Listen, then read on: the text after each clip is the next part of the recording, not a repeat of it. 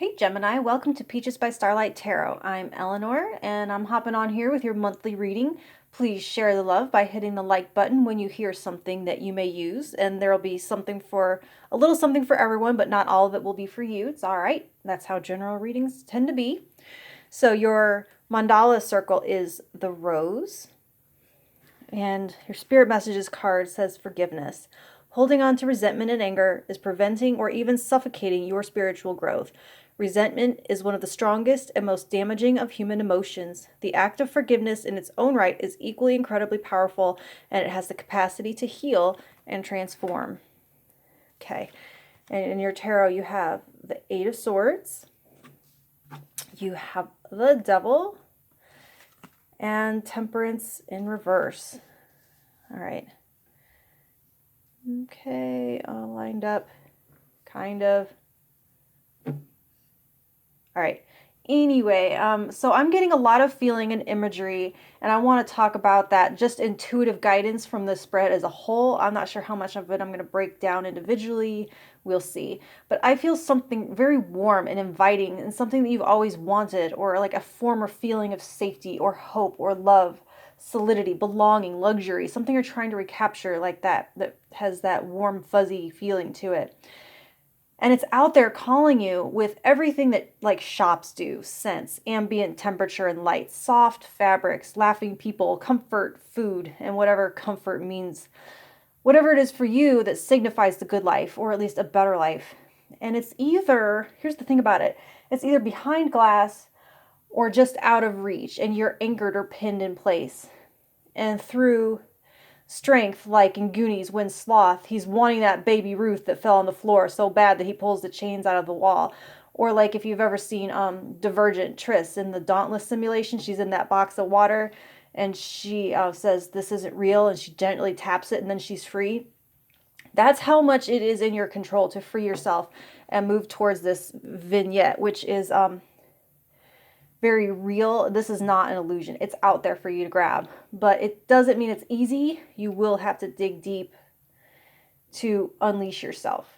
So, you know the story about elephants in the circus, like as babies they chain them up so they couldn't move and go anywhere, and then as adults all they have to do is tie a rope around their ankle, and they had it in their mind that they're stuck and powerless. And if they only knew how big and strong they were now, if only they knew the truth of how little stands in their way, right? What's it going to take for you to realize how smart and strong you are and how little is actually standing in your way? I like the elephant example because of the reference to childhood trauma and the formation of core beliefs. And this forgiveness card being here is like a skeleton key that unlocks the past and you from it.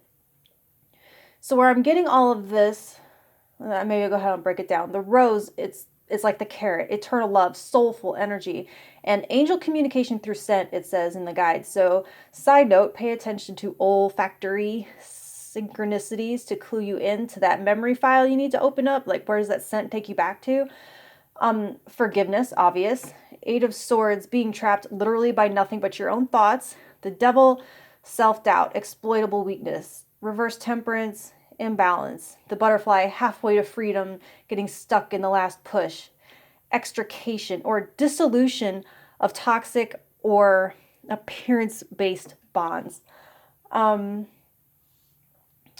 The Devil is Cool Whip and Snack Wells, and the Rose is gonna be grandma's chocolate chip cookies and 2-ingredient whipped cream. Like, okay, like Cool Whip, it takes longer to read the chemical list of ingredients than it does to actually eat it.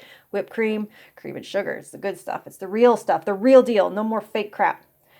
The Devil here feels like Sarah in the Labyrinth after eating the peach and forgetting her mission, and she kind of dreams of this party where she's dancing and being seduced and kind of scared at the same time.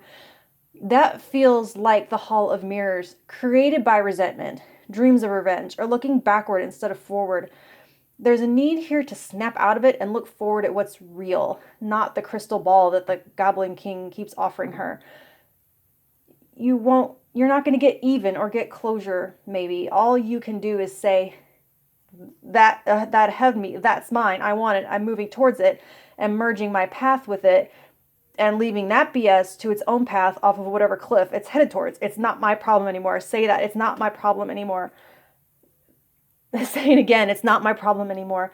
They are not, whoever you're holding this grudge against or feel this resentment towards, they are not absolved. Their karma is set. Okay. It is not your problem.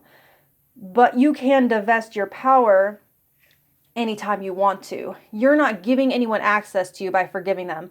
In fact, what you do by forgiving them is you create the distance in your rear view that you really need and deserve. Okay, Gemini? So if you want to hear what I have to say next month, like, share, and subscribe and all that good stuff, and I will talk to you then. Thank you.